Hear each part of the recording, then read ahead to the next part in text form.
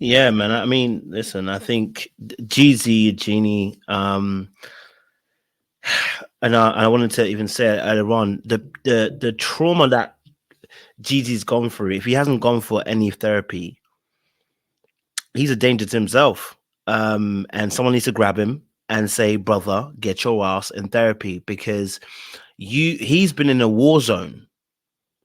He just looks okay because outwardly, when it comes to dealing with life's issues, come like getting money, career, music, da da da, it's also a war zone. So you look okay, right? But you can't take your marriage and make it into a war zone. You can't take romantic relationships and make them into a war zone. And so, listening to his story, I was like, "Whoa, your brother died when you were young. Your mom was abusive. You seen someone get shot, right? Their wife get shot. Okay, all right. You've seen a bag of people die beside you. Yeah, your story. Yeah, your story is different, right? So already you have, and like he said, from 8 years old, he already felt like he'd been desensitized. He also was sexually abused. Like that in itself, again, too, requires a certain level of therapy too, because especially as men, we don't oftentimes emote very well because we don't often create spaces for ourselves to emote very well. So even the little bit of effect that would maybe take place, that would maybe cover us a little bit, we don't have that. So that's going to play a part in the way you're going to see women. And one of the things that even I've learned myself, just again, going through studying and talking to mentors and certain people as well who are married, and then even just doing some introspective work. And that's why I came up with the term, the kill switch. A lot of people got kill switches because actually, really and truly, a lot of us are dismissive, avoidant people. It's anxious, avoidant too. But a lot of us are dismissive, avoidant too. And now, if you've gone through a war zone like how Jeezy is, he more than likely is a dismissive kind of person. So what happens is you have a kill switch, and the kill switch is defined as a snap. The moment where you get to a point where someone cuts you enough that you're not going back, and you snap. And once you snap, there's no going back. The problem with that is it's an overreaction to what's actually happening probably in the relationship. Not always, but a lot of times it's an overreaction to what's happening in the relationship.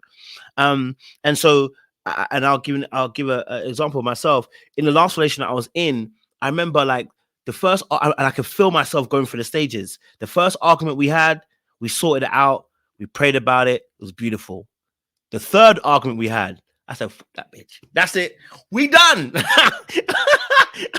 Oh no, you got to go. You know what I mean? That's when I realized, oh no, I don't take hits very well. I thought I was good, but I don't take hits very well.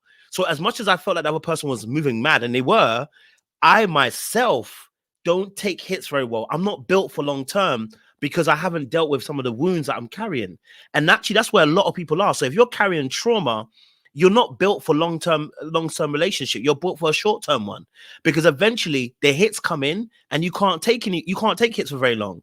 You get one or two hits and then suddenly now you're doing something that's going to sabotage your relationship, or you start pushing the other partner away, or you start doing things that now don't encourage or foster the love in that relationship. And some of us have a 2-year kill switch. Some of us have 6 months. Glory to those of you who have 6 months because you get out of relationships quickly. Some people are scary. Like myself, you have 2 years, 3 years, 5 years. Some people have, and some people have 10 years, right? But that kill switch is there. And then you get into a marriage, and then suddenly it's like, I don't know who that nigga is. Who is he? No, it was always there. He just had a kill switch, and the switch has been turned on. He's ready to nuke the whole stuff. And so a lot of us do need therapy. Or what I mean by therapy, even in this sense, is we actually need to be told about our shortfalls and how we are affected by some of our past trauma. And I think my final point on this is, especially those of us, and I can only talk about those who are dismissive, avoidant, because I am one of those people. We find strength in our independence, and we don't realize we need help. So what happens is you get into relationships, and as you're moving through the relationship, as you get to a place of comfortability, right? When it gets to what I call the plateau in the relationship, where it becomes even. So all those, the cortisol and the adrenaline, once it finally dies away and the honeymoon period is over, and the sun and the sun and the stars and the moon have disappeared now, and you got just a normal relationship. This is where you become the most dangerous person around, because at that point now there is nothing holding you back. It just takes one hit for you to lose your mind. And it's because the way that you're going to deal with someone hurting you and how you're going to interpret it. And so when you mentioned about the PTSD, Seaway, as well, about the war zone, and then also Aries mentioned about growing up in a particular way as well, I can see that from Jeezy. That, you know what, it took one more argument for her to say something. Talk out the side of the neck again. Talk out the side of your neck again with that dragon that you kept on calling it, because she called it a dragon too. I don't know what she was calling it, Enter the Dragon. I don't know if that was her personal thing, but she started talking about, I have this dragon. He said, try me with that dragon again. See what happens. Test me. I will divorce your ass. Right? But she's also learning as well and growing through her process of learning how to be a better partner. Unfortunately, his patience it didn't outlast her growth period. So now that one more dragon that she hits, oh, you're like just like those other people that I can't trust. And you're just like those other people who are trying to hurt me, just like the mother, just like my friends, just like my auntie, my uncles, and everybody else. And it's a culmination of just pain. And actually, he mentions it in the interview that he says he actually he called himself an angry black man, which we normally say for angry black women. He called himself that. At one point in life, he felt like an angry black. He's still an angry black man because he's still wounded. It's just that's hidden very, very well underneath the surface. And as soon as you peel back a few of the layers, bam, you hit that, the anger comes out. And that anger doesn't always mean I'm going to start screaming and shouting at you. Sometimes that anger means I'm going to make a snap decision, and I'm going to nuke this whole situation. You're going to know, I'm going to know, we all going to know, and everybody else going to know. You know what I mean?